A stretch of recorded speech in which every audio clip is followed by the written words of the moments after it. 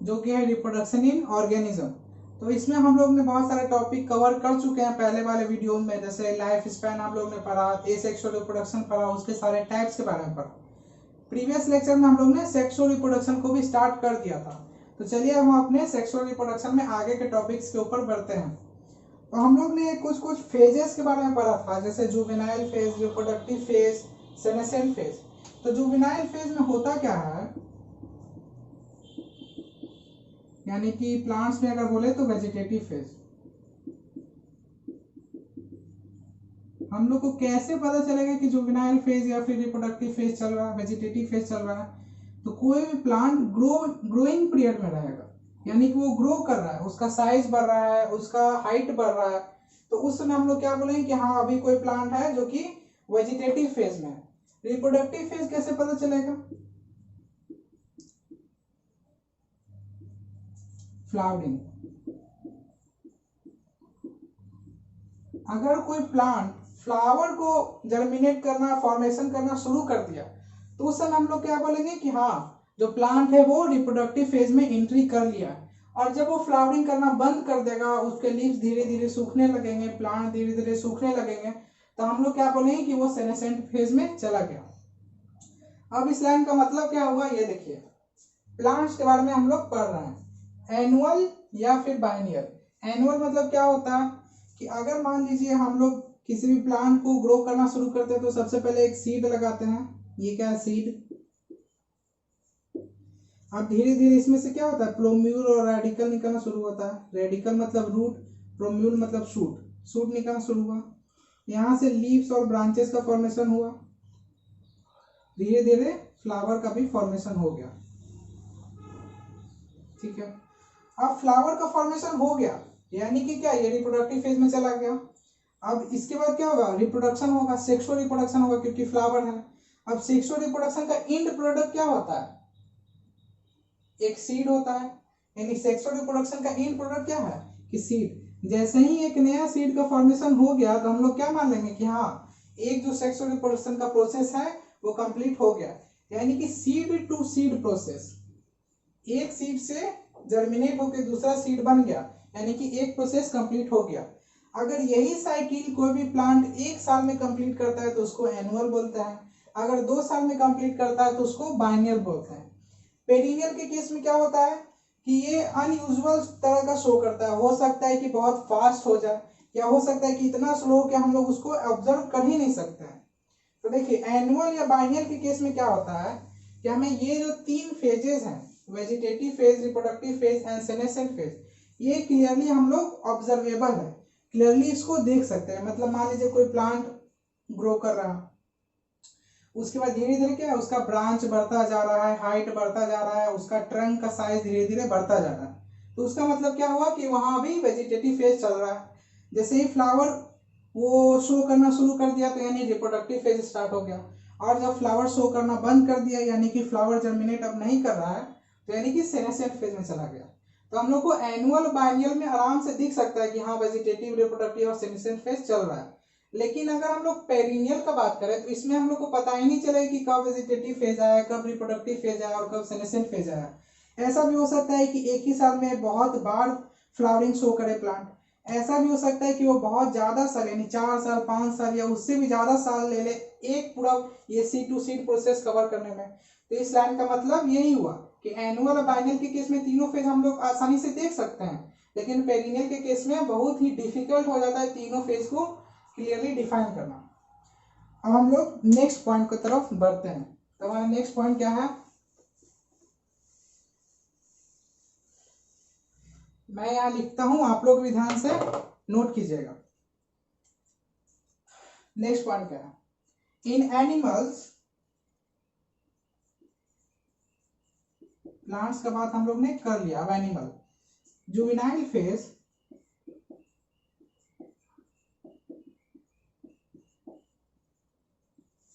is carried out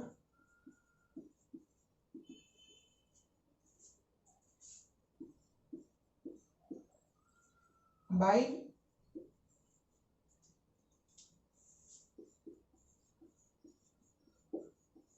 morphological and physiological changes.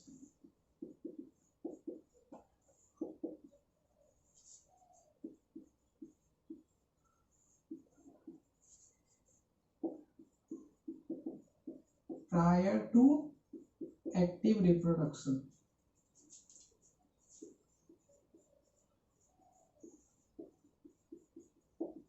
अब इस line का मतलब क्या हुआ ये देखिए, प्लांट्स में तो हम लोग ने देख लिया कि तीनों फेज किस तरह से विजिबल होते हैं।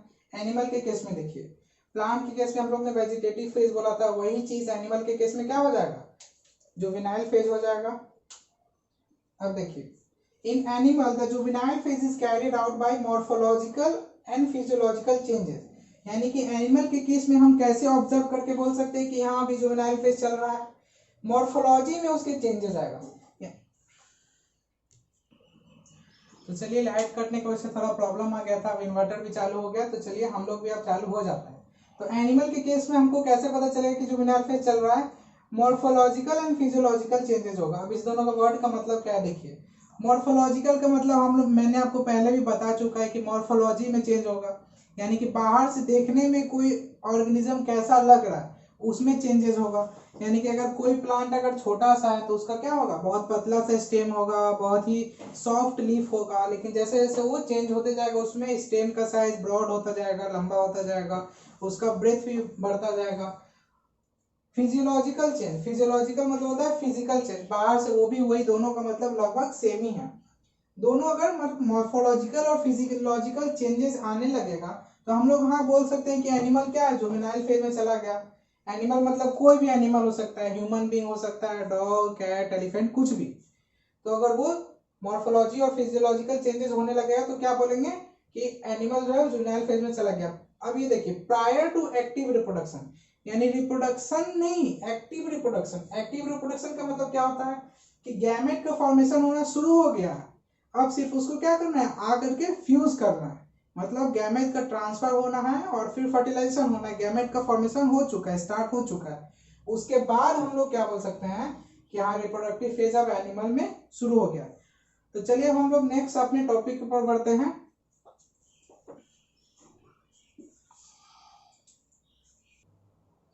चलिए अब देखिए, ये इतना बड़ा क्या लिखा हुआ है मैं आपको समझाता हूँ। अच्छा, क्या आप लोग बता सकते हैं कि जो बर्ड्स होती हैं जो कि अपना एग ले करती हैं, मतलब अंडा देती हैं, तो वो क्या है, अंडा देना रिप्रोडक्शन का प्रोसेस है या फिर वो रिप्रोडक्शन का प्रोसेस नहीं है? तो आप लोग बोलिएगा कि भाई रिप्रोडक्शन में तो बहुत ज़्यादा टाइम लग जाता है, सही बात है, तो वो रिप्रोडक्शन प्रोसेस नहीं है। क्यों? क्योंकि अंडा तो हमको रोज मिलता है। तो देखिए यहाँ पर दो केस आता है, एक नेचुरल प्रोसेस, एक आर्टिफिशियल प्रोसेस। नेचुरल प्रोसेस में क्या होता है कि जो भी बर्ड्स खुद से ए लेग करती हैं सीजनली, मतलब हमेशा नहीं, कंटिन्यूअस नहीं, सीजनली, बर्ड्स क्या होते हैं एक सीजन, पर्टिकुलर सीजन में, फेवरेबल सीजन में अपना अंडा देती हैं। तो उस सीजन में अगर वो अपना अंडा देती हैं, ए लेग करती हैं, तो वो क्या हो, वो रिप्रोडक्शन प्रोसेस में आएगा। लेकिन वही हम आर्टिफिशियल प्रोसेस का बात कर रहे हैं, जैसे कि पोल्ट्री फार्मिंग, जिसमें कि चिकन्स का क्या होता है, फार्मिंग किया जाता है, तो उसमें उन लोगों को ऐसा कैपेबल बनाया जाता है कि वो कंटिन्यूअसली यानी रोज अंडा दे सके, तो उसको हम लोग रिप्रोडक्शन प्रोसेस में कंसीडर नहीं कर सकते। वही चीज यहाँ बोर्ड पे भी लिखा हुआ है, देखिए, बर्ड्स लिविंग इन नेचर, मतलब जो नेचर में रह रही हैं वो एक ले करती हैं ओनली सीजनली, यानी किसी फेवरेबल सीजन में। हाउएवर, फिर भी बर्ड इन कैप्टिविटी, कैप्टिविटी मतलब होता है कि जिसको हम लोग स्टोर करके कैप्चर करके रखें, तो बर्ड इन कैप्टिविटी जैसे कि poultry farming can be made, उनको इस तरह से बनाया जाता है कि वो हमेशा थ्रू आउट द ईयर, मतलब हमेशा हर रोज वो अंडा दे सके। तो इस केस को हम लोग क्या बोल सकते हैं, नॉट रिलेटेड टू रिप्रोडक्शन, ये रिप्रोडक्शन से रिलेटेड नहीं है, ये क्या है, एक्सप्लॉयटेशन है, यानी कि नेचर का एक्सप्लॉयटेशन हम लोग कर रहे हैं कमर्शियल पर्पस के लिए, मतलब पैसा कमाने के लिए क्या कर सकते हैं इंसान, बर्ड्स का यानी नेचर का एक्सप्लॉयट करके उसको इस तरह से कैपेबल बना रहे हैं कि वो हमेशा अंडा दे सके। उससे क्या हो रहा है कि ह्यूमन का वेलफेयर हो रहा है, मतलब ह्यूमन के वेलफेयर के लिए हम लोग क्या कर रहे हैं, नेचर का एक्सप्लॉयटेशन कर रहे हैं। तो आई होप कि आप लोग इस लाइन का मतलब जान चुके होंगे। तो चलिए हम लोग अपने नेक्स्ट स्टेटमेंट के ऊपर बढ़ते हैं।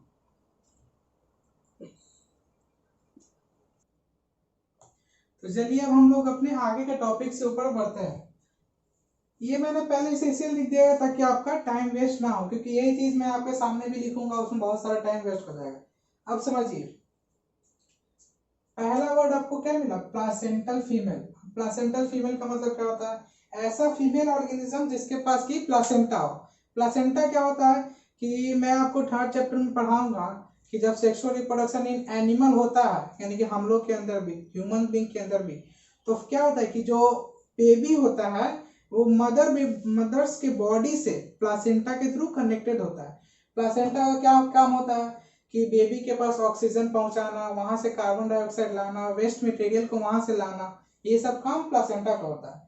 मतलब ऐसा फीमेल ऑर्गेनिज्म जिसके पास की प्लासेंटा हो, उसके बॉडी में क्या होता है, एक साइक्लिक चेंज आता है। साइक्लिक चेंज क्यों लिखा हुआ है, क्योंकि एक हर इंटरवल के बाद रिपीट होता है। यानी कि फीमेल बॉडी जिसके पास भी प्लासेंटा प्रेजेंट है उसमें एक साइक्लिक चेंज होता है। क्या क्या चेंज होता है, ovary and accessory duct. Ovary क्या होता है, जहां से कि एग का प्रोडक्शन होता है। एक्सेसरी डक्ट क्या होता है कि ओवरी से लेकर के मतलब वुम्ब में, मतलब कि जहां पर बेबी का ग्रोथ होता है, वहां तक एग को आने के लिए जिस पाइप या जिस डक्ट के थ्रू पास करना पड़ता है उसको बोलते हैं एक्सेसरी डक्ट। यानी कि ओवरी या एक्सेसरी डक्ट में कुछ चेंजेस होता है। एज वेल एज हार्मोन्स में भी चेंजेस होता है। फीमेल हार्मोन्स कौन सा होता है, एस्ट्रोजन एंड प्रोजेस्टेरॉन, उसमें कुछ चेंजेस होता है। उसको क्या बोलते हैं, रिप्रोडक्टिव फेज के अंदर हम लोग को पढ़ना है। अभी साइक्लिक चेंज को क्या बोलते हैं, देखिए एक चीज ध्यान दीजिए, इन नॉन प्राइमेट्स। अब प्राइमेट्स और नॉन प्राइमेट्स में क्या अंतर है, ये जनरली किसी भी टेक्स्ट बुक में नहीं दिया होता। बच्चे इससे बहुत सारे डिफिकल्टी या फिर मतलब परेशानी में आ जाते कि भाई यहाँ लिखा हुआ है प्राइमेट्स नॉन प्राइमेट्स, पर ये होता क्या हमें नहीं पता। मैं आपको बताता हूँ कि इसका मतलब क्या होता है। प्राइमेट्स देखिए ध्यान से, प्राइमेट्स हम ऐसे ऑर्गेनिज्म को बोलेंगे जिसका कि क्या का हो, जो उसका ब्रेन हो, यानी कि कॉम्प्लिकेटेड एंड हेवी ब्रेन। यानी कि ऐसा ऑर्गेनिज्म जिसका कि ब्रेन कॉम्प्लिकेटेड हो, मतलब बहुत सारा उसमें फंक्शन एक साथ होता हो, और हेवी हो। यानी कि ब्रेन को हम लोग जब आप लोग पढ़ेंगे नेक्स्ट चैप्टर में, अपने क्लास 12 के चैप्टर 3 में पढ़िएगा, तो वहां ब्रेन को हम लोग सीसी में मेजर करते हैं, क्यूबिक सेंटीमीटर। तो अगर जिस ब्रेन का सीसी, मतलब प्राइमेट्स में क्या होता है, ब्रेन का सीसी ज्यादा होता है, हेवी होता है। और देखिए प्राइमेट्स को हम लोग कैसे कैसे पहचान सकते हैं। प्राइमेट्स में क्या होता है, कुछ ऐसे भी प्राइमेट्स होते हैं जिसमें टेल प्रेजेंट होता है। सारे प्राइमेट्स में टेल प्रेजेंट नहीं होता है। जैसे ह्यूमन बींग, हमारे पास टेल है लेकिन वो हमारे बॉडी के बाहर नहीं सस्पेंडेड है। लेकिन कुछ ऐसे भी प्राइमेट्स होते हैं जिसमें कि टेल प्रेजेंट होता है। और क्या हम लोग फीचर देख सकते हैं प्राइमेट्स का, प्राइमेट्स का और फीचर हो सकता है कि उसका जो साइट होता है, साइट, वो क्या होता है, इंटेलेक्चुअल, यानी कि सोचने का क्षमता, उसको हम लोग क्या बोलते हैं, साइट। यानी कि प्राइमेट्स का सोचने का क्षमता, किसी बाहर का चेंजेस को अडॉप्ट करने का क्षमता, ये सब क्या होता है, प्राइमेट्स में ज्यादा होता है। और ठीक उसका उल्टा क्या होता है, नॉन प्राइमेट, जिसमें जिसका कि ब्रेन कॉम्प्लिकेटेड नहीं हो, बहुत सिंपल हो, हेवी नहीं हो, बहुत छोटा सा ब्रेन हो, टेल जिसका प्रेजेंट ना हो, जिसका कि साइट इंटेलेक्चुअल ना हो, मतलब उसको उतना सोचने या समझने की क्षमता नहीं है। तो इन नॉन प्राइमेट्स एनिमल, जैसे कि काउ, सीप, रैट, डियर, डॉग, टाइगर, ये सब में क्या है, टेल प्रेजेंट है।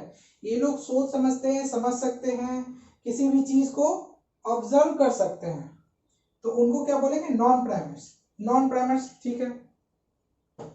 अब देखिए इसमें जो ये साइक्लिक चेंजेस होता है, मैंने यहाँ पर बताया कि प्लासेंटल फीमेल में साइक्लिक चेंज होता है। तो नॉन प्राइमेट्स फीमेल के अंदर जो इस तरह का साइक्लिक चेंज होता है उसको क्या बोलते हैं हम लोग, ईस्ट्रस साइकिल बोलते हैं। ध्यान से इसको नोट कर लीजिएगा। और यही अगर प्राइमेट्स के अंदर में इस तरह का चेंजेस होता है, जैसे कि प्राइमेट्स में क्या, मंकी, एप्स, एप्स वो होते हैं, ये भी एक मंकी का ही प्रजाति है जिससे कि ह्यूमन बींग का फॉर्मेशन हुआ है। एप्स या ह्यूमन बींग, हम लोग खुद, तो हमारे अंदर यानी कि ह्यूमन फीमेल बॉडी के अंदर जो इस तरह का साइक्लिक चेंज आता है उसको क्या बोलते हैं, मेंस्ट्रुअल साइकिल बोलते हैं। तो यहाँ पर कुछ बहुत ही बड़ा चीज नहीं है, रॉकेट साइंस नहीं है, बस यहाँ पर आपको नाम याद रखना है कि प्राइमेट्स में मेंस्ट्रुअल साइकिल, नॉन प्राइमेट्स में ईस्टर साइकिल। और प्राइमेट्स नॉन प्राइमेट्स को हम लोग कैसे डिस्टिंग्विश कर सकते हैं ये मैंने आपको बता दिया। अब देखिए नेक्स्ट टॉपिक हमारा क्या है।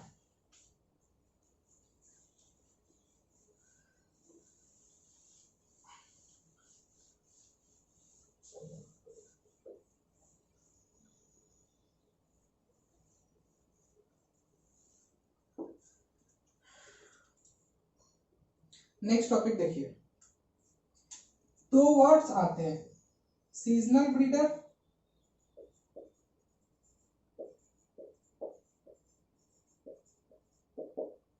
दूसरा continuous breeder.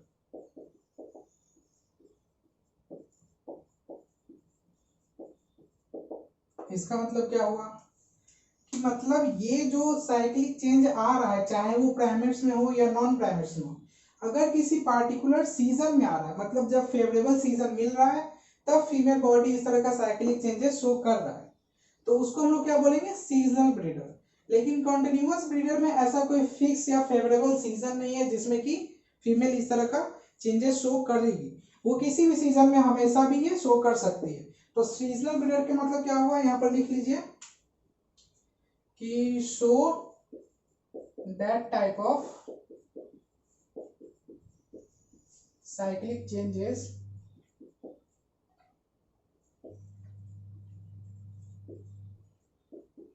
In A favourable season.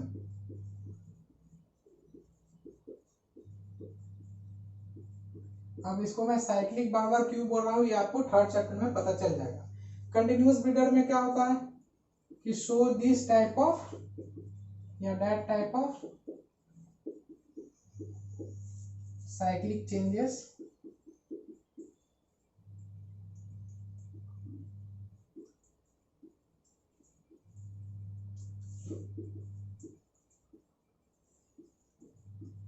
Through out the year, मतलब वो हमेशा इस तरह का चेंजेस होते ही रहता है कंटिन्यूअस ब्रीडर में। चलिए अब नेक्स्ट टॉपिक देखिए क्या है, ध्यान से ये सब नोट्स बनाते जाइए।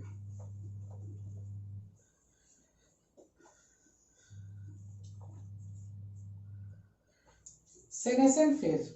अब एनिमल में हम लोग सेनेसेंट फेज कैसे रिकॉग्नाइज करेंगे कि हाँ भाई अब जो ये एनिमल है ये सेनेसेंट फेज में पहुंच गया है, कैसे हम लोग इसको ऑब्जर्व करेंगे, ये चीज देखिए ध्यान से, इसको भी नोट कर लीजिए, सेनेसेंट फेज।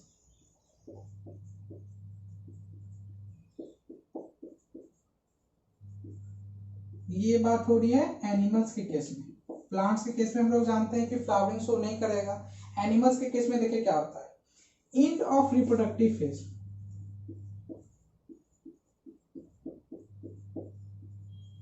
यानी कि रिप्रोडक्टिव फेज का एंड हो जाना। अब रिप्रोडक्टिव फेज का एंड होना से मतलब क्या समझते हैं, जैसे गैमेट्स, जैसे मेल गैमेट क्या होता है, ह्यूमन के केस में देखें तो स्पर्म, फीमेल के केस में देखें, मेल के केस में देखें तो स्पर्म, फीमेल के केस में देखें तो ओवम, यानी कि गैमेट का फॉर्मेशन होना बंद हो गया, गैमेटोजेनेसिस बंद हो गया। अब गैमेट का फॉर्मेशन बंद हो गया तो फर्टिलाइजेशन भी नहीं होगा, फर्टिलाइजेशन भी नहीं होगा तो इम्ब्रायो का फॉर्मेशन भी नहीं होगा, तो यानी कि end of reproductive phase, reproductive phase का खत्म हो जाना, उसको हम लोग क्या बोलते हैं, सेनेसेंट फेज स्टार्ट हो गया। और क्या हो सकता है, other parameters, end of reproductive phase and other parameters. और दूसरा कौन कौन सा पैरामीटर्स हो सकता है, other parameters like slowing of metabolism,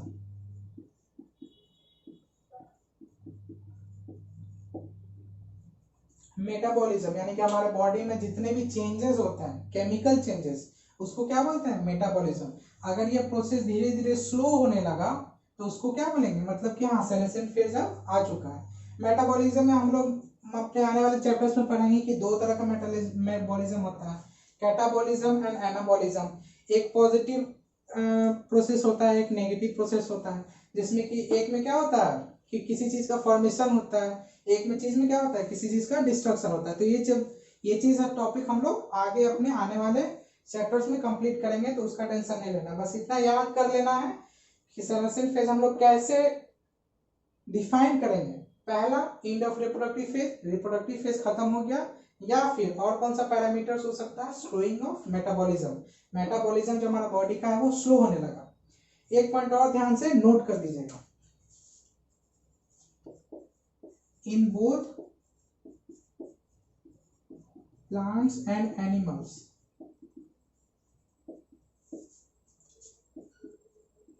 in these three phases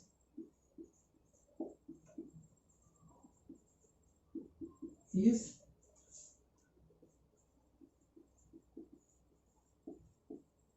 carried out by hormones,